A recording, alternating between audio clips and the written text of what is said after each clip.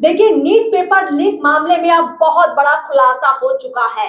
इस मामले का कनेक्शन अब राजनीति से जुड़कर भी सामने आ चुका है।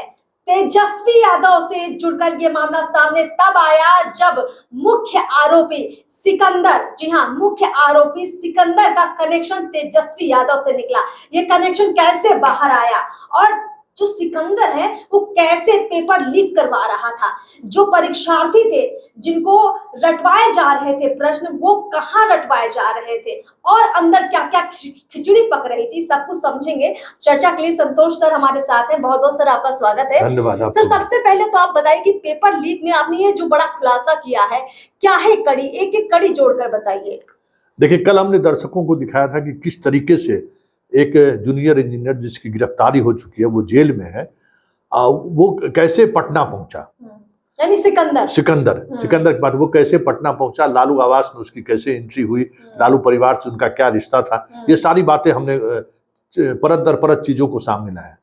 अब जो दो तीन बातें और जो इसका अपडेट है और जो सनसनीखेज चीज है, देखिए, ये सिकंदर का पटना आना सिर्फ संयोग नहीं था, ये पूरी प्लानिंग का एक हिस्सा था। अच्छा। कह सकते हैं कि एक प्रयोग था। अच्छा। कि हम यहाँ पे, क्योंकि स्टूडेंट का यहाँ हब है, कई कोचिंग संस्थान है, उनको स्टूडेंट चाहिए, क्योंकि इस नेटवर्क से लगता है पहले से ये जुड़ा हुआ है। कुछ इसका बेटा बेटी दोनों मेडिकल में पढ़ रहा है, इसका दामाद भी एक जो है तो मेडिकल का पीजी कर रहा है, मतलब मेडिकल के को लेकर ये इसका पहले से कोई ना कोई नेटवर्क। अच्छा, एक और बात है, इस मामले में पहला जो रेड हुआ था वो एसटीएफ रांची ने किया था। अच्छा। और ये रांची का ही रहने वाला है, इसका सारा कुछ रांची से हुआ है। तो कनेक्शन सिकंदर की गिरफ्तारी जो है चलते हुए कार में जो पुलिस ने की थी, वो इनपुट एसटीएफ रांची का रहा है। मतलब ये रांची में भी इसका कुछ न कुछ इस तरीके का नेटवर्क रहा, जिस नेटवर्क के सहारे ये नीट परीक्षा में पास कराते रहा था। तो हम लोग 24 मार्च को एक खबर चलाए थे जी, जिसकी चर्चा रवीश कुमार ने भी किया है, कई जो अभी नीट की लड़ाई लड़ रहे हैं उसने भी इसकी चर्चा की है। ये जो सॉल्वर गैंग है ना, इसमें बिहार, झारखंड, उड़ीसा और उसके अलावा गुजरात, हिमाचल, दिल्ली, यूपी सब जुड़ा हुआ है। बहुत सारे, याद होगा कि उज्जैन से आर्थिक अपराध इकाई ने एक पूरी, मतलब शिक्षक वाले मामले में जो गिरफ्तारी करके लाया था, उसमें डॉक्टर भी थे जी, बिल्कुल। डॉक्टर की भी गिरफ्तारी हुई थी। वो सारे जो डॉक्टर, पति पत्नी या लिविंग रिलेशन में रहने वाले जो महिला डॉक्टर और पुरुष डॉक्टर था, वो लोग भी एक्चुअली नीट के लिए ही काम करते थे। अच्छा। हाँ, लेकिन अब सर्विलांस पे थे तो वो पकड़ा गए। मतलब सिर्फ ये बिहार में ये पूरा कनेक्शन नहीं है, ये बिहार से आगे बढ़कर झारखंड, उत्तर प्रदेश, छत्तीसगढ़, ये गुजरात ये सारा नेटवर्क बना हुआ है। हाँ। और इस नेटवर्क को संचालित यहाँ से सिकंदर कर रहे थे, और सिकंदर के पीछे तेजस्वी यादव का कनेक्शन आ रहा है। तो ये तेजस्वी यादव का कनेक्शन कैसे आप जोड़ रहे हैं? मतलब अगर हमारे दर्शक समझना चाहें कि जेई यानी जूनियर इंजीनियर सिकंदर, जो पहले जल संसाधन विभाग में थे, वो अचानक से आ जाते हैं नगर निकाय विभाग में, और पटना क्षेत्र में उनको एक बड़ा जिम्मेदारी मिल जाती है, और जहां तक हमें मालूम है नक्शा पास करने का उनको प्रोजेक्ट मिलता है। हाँ। और इसमें भी करोड़ों रुपया भी है। इसका खुलासा थोड़ा और करेंगे। देखिए, प्रीतम है जो तेजस्वी यादव का जो ओएसडी है जी, प्रीतम और ये दोनों रिश्तेदार हैं। अच्छा। हाँ, पहले से रिश्तेदार हैं।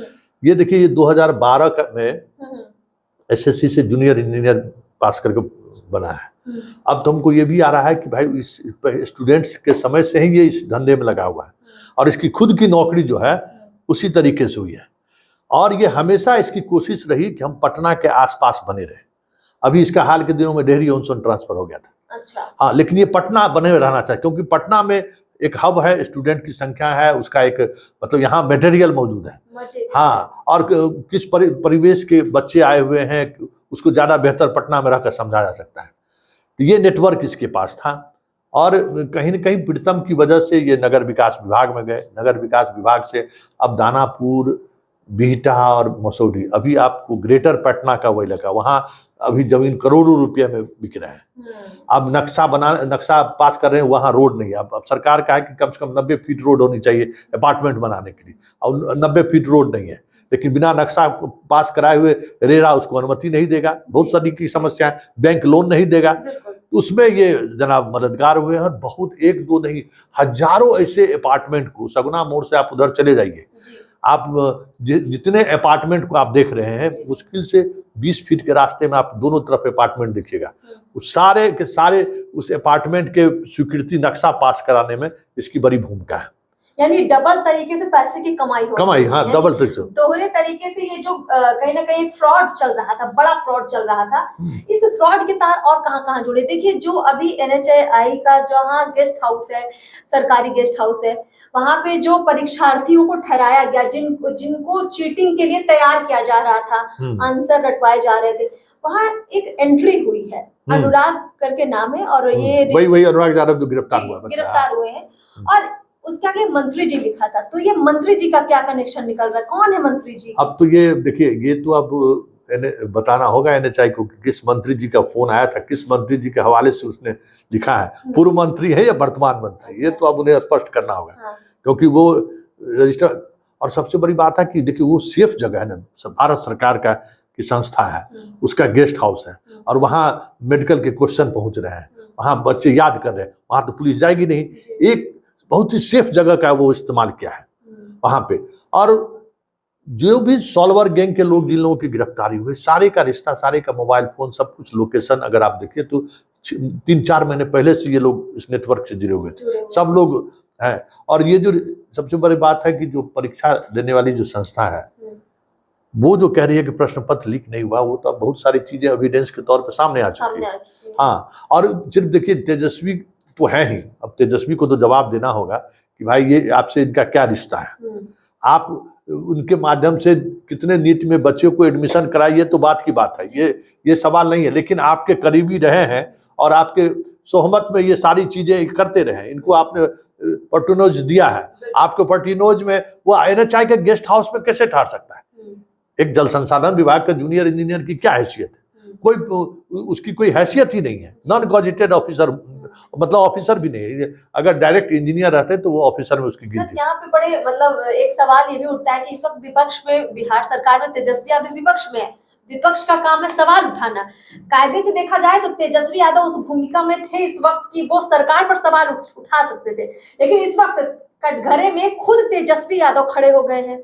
अब विपक्ष के रूप में तेजस्वी यादव जिस तरीके से घिरे हैं, तो ऐसा लग रहा है कि ये नेटवर्क अभी, ये नीट का जो पेपर लीक का मसला, ये अभी का नहीं है। ऐसा लग रहा है कि ये बहुत एक लंबी प्रक्रिया है, एक लंबे वक्त से कहीं ना कहीं इसमें काम चल रहा था।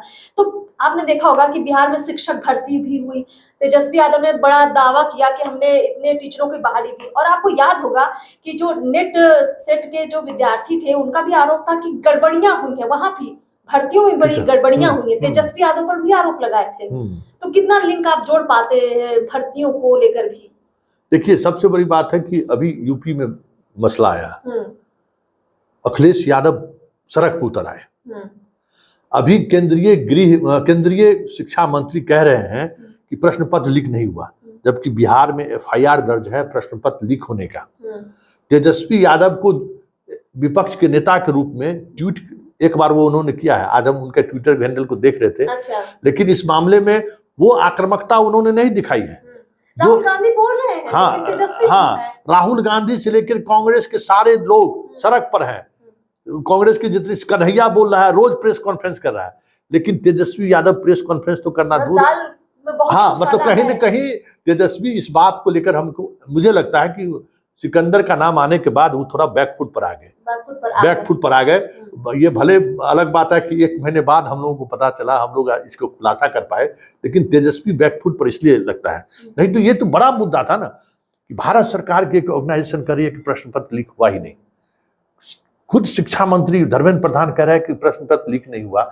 ये जो मीडिया आज खबर चला रही है, यहाँ तो तेजस्वी को प्रेस कॉन्फ्रेंस करके उस FIR की कॉपी दिखानी चाहिए थी कि देख लीजिए FIR की कॉपी की हेडिंग है प्रश्न पत्र लीक हुआ, और इस मामले में इतने लोगों की गिरफ्तारी हुई है, ये नेटवर्क है, केंद्रीय मंत्री बचाना चाह रहे हैं, इस तरीके से अटैक करना चाहिए। लेकिन तेजस्वी यादव पूरी तौर पर चुप थे। मतलब कहीं तेजस्वी यादव को भी कहीं ना कहीं मन में ये जरूर है कि ये मामला अगर ज्यादा जांच की गहराई में गया तो बहुत कड़ियां खुल सकती हैं, और ये जो मंत्री जी का ब्रैकेट बंद है अभी, इसमें बहुत सारे नाम भी खुल सकते हैं। हाँ, या चर्चा तब यही हो रही है कि तेजस्वी नीट मामले में चुप क्यों थे, विपक्ष में थे, हैं विपक्षी नेता हैं, इनको तो सबसे ज्यादा हमलावर होना चाहिए था।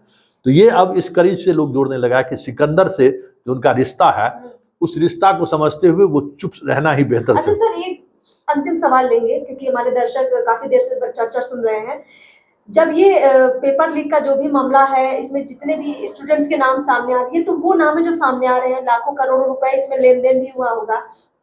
तेजस्वी यादव से अगर इसका कनेक्शन निकलकर सामने आ रहा है, क्या कोई जांच बिठाई गई है जो ये पता लगा सके कि कितने रुपयों का लेन देन हुआ है और ये किस किस को गया है? क्या ऐसी कोई जांच आपको लगता है अभी बिठाई गई है? देखिए, अब तो आर्थिक अपराध है, लेकिन अभी उस पर कार्रवाई, उस जूनियर इंजीनियर सिकंदर पर कार्रवाई, उसको सस्पेंड कर दिया गया है।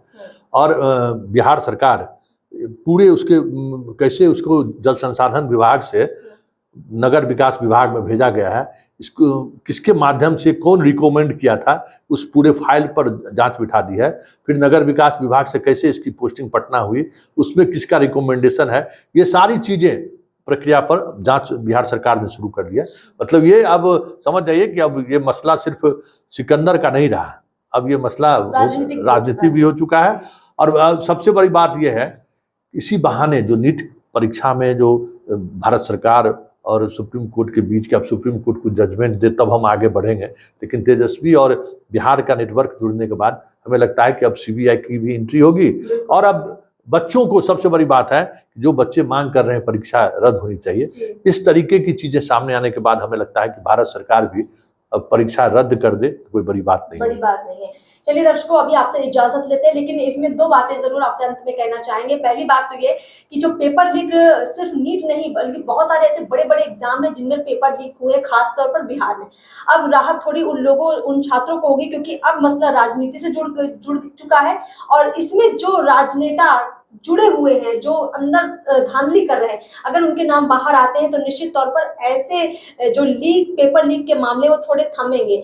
दूसरी बड़ी बात ये कि जो जब पेपर लीक होता है तो ये कोई लाख 2 लाख का मसला नहीं होता है, इसमें करोड़ों अरबों का लेन देन होता है, और ये लेन देन सिर्फ कुछ छात्रों या धांधली करने वाले गैंग के बीच का नहीं है, अब ये नेताओं तक पहुंच चुका है। 1000 करोड़ का एक परीक्षा मतलब 1000 करोड़ पहुंच चुका है। तो किन नेताओं के पास गया? क्या तेजस्वी यादव के पास भी नोट के बंडल पहुंचे हैं? क्या तेजस्वी यादव के घर ऐसे जब बंडल पहुंचे हैं तो वो इसीलिए चुप है? इस तरह के सवाल आम जनता के मन में जरूर होंगे। हम और भी खबरें लेकर आएंगे, चर्चाएं लेकर आएंगे, लेकिन फिलहाल इजाजत दीजिए। नमस्कार।